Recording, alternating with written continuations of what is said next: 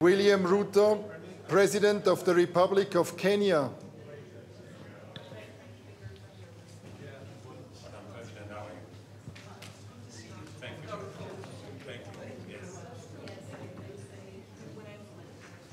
Albania.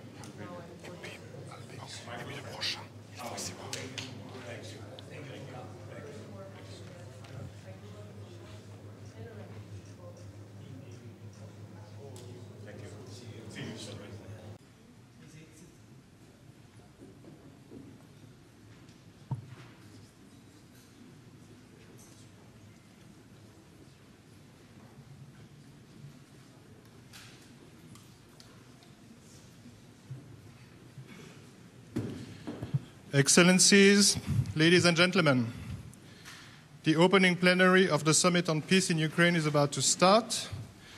The first speaker will be Ms. Viola Amherd, President of the Swiss Confederation. The plenary will be chaired by Mr. Cassis, Head of the Federal Department of Foreign Affairs. Madam President, you have the floor. Excellencies, ladies and gentlemen, it is an honor for me to welcome you here to the Bürgenstock, high above Lake Lucerne. There is a long tradition of seeking ways out of war in peaceful places. The Bürgenstock is that kind of place. Though its beauty is in sharp contrast to the reason for this summit, the mountains serve as a reminder that it takes many steps to achieve ambitious goals. Our goal is to inspire a process towards a just and lasting peace in Ukraine. Of course, we are aware that there is a long path ahead of us. We are under no illusion that we will reach a conclusive understanding at this summit. But we can come closer to reaching such an understanding word by word, proposal by proposal, step by step. Excellencies, ladies and gentlemen, the past 28 months have made it clear that the war in Ukraine has far-reaching repercussions for international order, for those in the areas directly affected by the hostilities, and for the lives of millions of people around the world. We all have an existential interest in ensuring that international relations are based on rules and on respect for international law and human rights. Switzerland is a partner for peace and dialogue. As a neutral country, we look back on a long tradition of solidarity and good offices. The harmonious coexistence of nations isn't just a noble objective. Striving for a just and peaceful international order is a commitment set out in our Constitution. To fulfill this responsibility and honor our tradition, my government accepted President Zelensky's request to host this summit. Our aim is to launch a broadly supported process where voices from all corners of the globe can discuss their ideas and points of view. The fact that you have accepted our invitation and that your nations, as well as international organizations, have sent such high-level delegations proves that this approach was right. Although our objective is ambitious, it is in the interests of everyone here to commit to this ambition. Excellencies, ladies and gentlemen, we are all aware that a peace process without Russia is inconceivable. A lasting solution must involve both parties. As an international community, we can help to pave the way.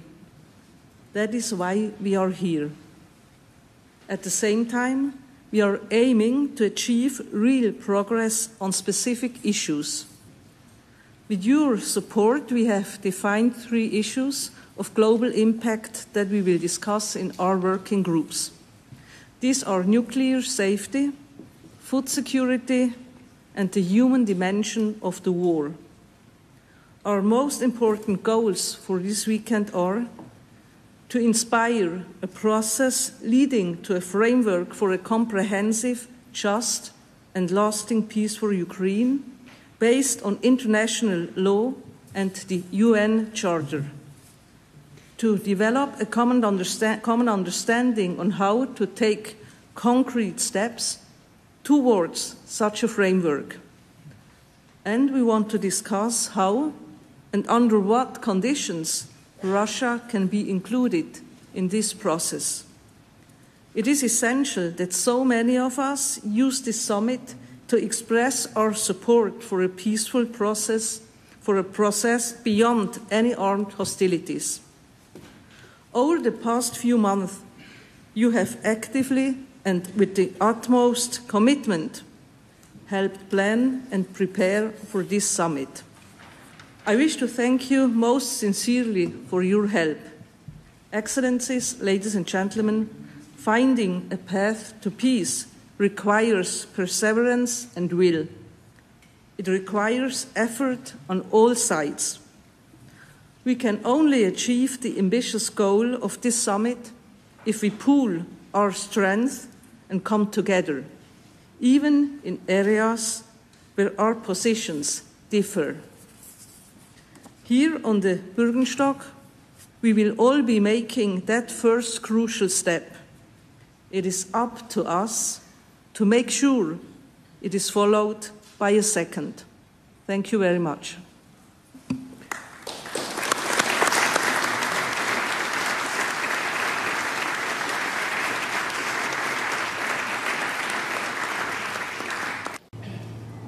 The President of Switzerland, the President Zelensky of Ukraine, Madam Vice President of the United States, heads of states, ladies and gentlemen.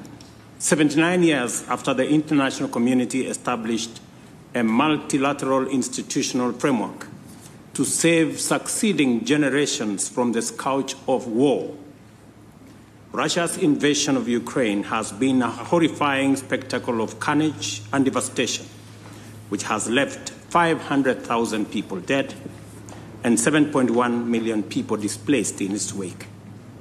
Across the world, people and nations are enduring the negative consequences of disrupted supply chains. Kenya's position has been clear and unequivocal from the beginning. Russia's aggression against Ukraine is unlawful, unjust, and a violation of the fundamental principles of international law, which honor the sovereign equality of nations, upholds their territorial integrity, and advocates the peaceful resolution of all disagreements. Just like the war in Ukraine, the war in the Middle East has been equally devastating. So is the case with the war in the Sahel region in Africa, in Eastern DRC, in Somalia, in the Horn of Africa, and of course in the Sudan. 40 million Africans have been displaced by the war in our continent, and 2.5 million kids are out of school. This state of affairs speaks volumes of global leadership, and especially the peace architecture at the United Nations, and more specifically, the gridlock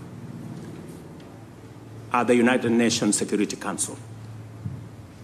Today, a farmer in Kenya, in rural Kenya actually, knows there is war in Ukraine for 2 reasons. Number 1, he paid more for his fertilizer, and number 2, his fertilizer came late. This peace summit is a historic step in the right direction. For the first time, we have convened to talk about peace in Ukraine and not war in Ukraine. Secondly, a commitment to peace makes certain fundamental concessions inevitable. This summit should not be a meeting of just friends. This should be a meeting of both friends and foe. To succeed in this positive trajectory, Russia must be on the table, number one. Number two, an American general, Norman Swartzwell, said, "The more we sweat in peace, the less we bleed in war." It is time for leaders of the world to talk about peace, negotiate peace, work hard to build peace, and configure a global strategic framework that integrates peace as the sole means and end of human endeavor.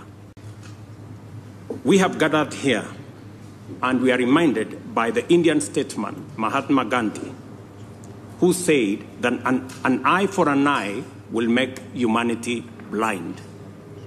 Just as Russia's invasion of Ukraine was unlawful and unacceptable, the unilateral appropriation of Russia's assets is equally unlawful, unacceptable, and a derogation from the UN Charter, especially for those of us who believe in freedom, justice, and democracy, and the rule of law. As we embark on this journey to resolve conflict in Ukraine and throughout the world, it's time for parties to the war in Ukraine to demonstrate good faith, abandon intransigent attitudes, and soften their positions. I thank you. Thank you.